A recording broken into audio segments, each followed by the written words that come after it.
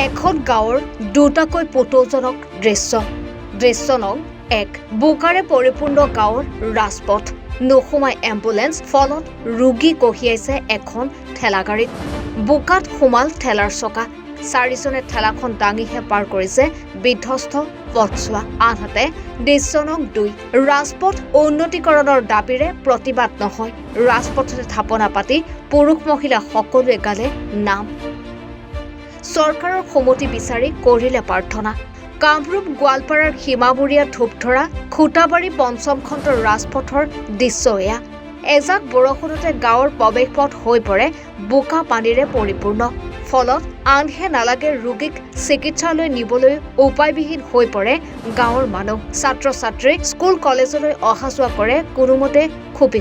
আনকি গাঁওখনত বিয়াৰ বাৰুৰ ক্ষেত্ৰতো পথটিয়ে হয় বাধাৰ প্ৰাচীৰ ছোৱালী পচন্দ হলেও বাহিৰৰ পৰা লৰাইহে গাঁওখনত গঢ়িব নোখোজে বৈবাহিক সম্পৰ্ক ফলত গাঁৱৰ পুৰুষ মহিলা সকলোৱে মিলি বিধ্বস্ত ৰাজপথৰ ওপৰতে এনেদৰে পকীকৰণৰ মানুহেৰে নেদেখাজনলৈ কৰিলে প্ৰাৰ্থনা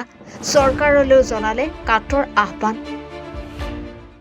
কি বিচাৰো মানে আপোনালোকেতো দেখাই পাইছে অলপ আগতে আমি ৰোগী লৈ গৈছোঁ ৰোগী লৈ যে আমি মেডিকেলতো লৈ গৈছোঁ কিন্তু আমাৰ ইয়াতে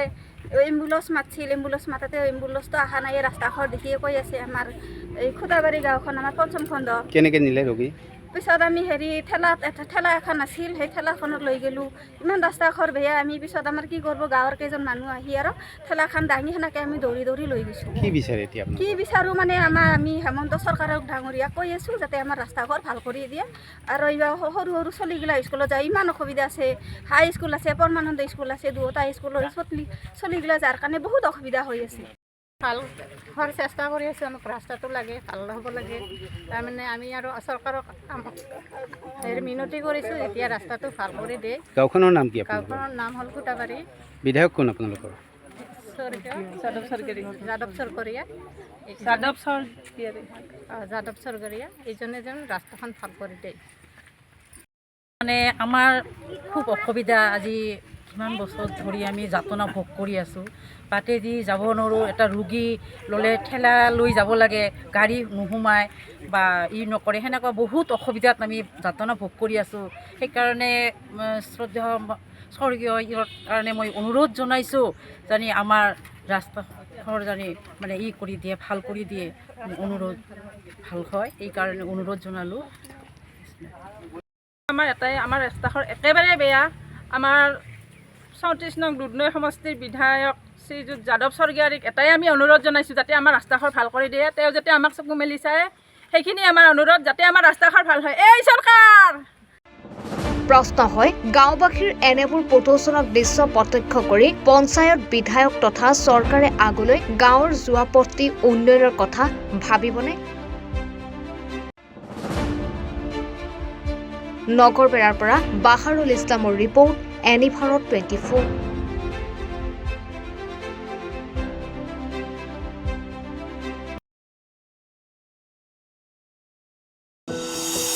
এনি ভাৰত 24ৰ প্ৰথম প্ৰয়াস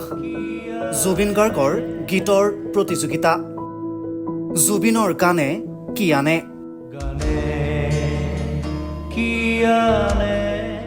অডিশ্যনৰ বাবে যোগাযোগ কৰক 8638661821 আৰু 8812831556 নম্বৰত এনি ভাৰত 24 উদ্যোগত এটা নতুন সংগীতৰ প্ৰতিযোগিতা আয়োজন কৰা হৈছে য'ত মোৰ গানৰ প্ৰতিযোগিতা হ'ব আপোনালোকে তাত প্ৰতিযোগী হিচাপে আহিবলৈ পাৰিব আৰু মোৰ ফালৰ পৰা আন্তৰিক শুভকামনা জনাইছোঁ আৰু অনুষ্ঠানটোৰ নাম হৈছে গানে কি আনে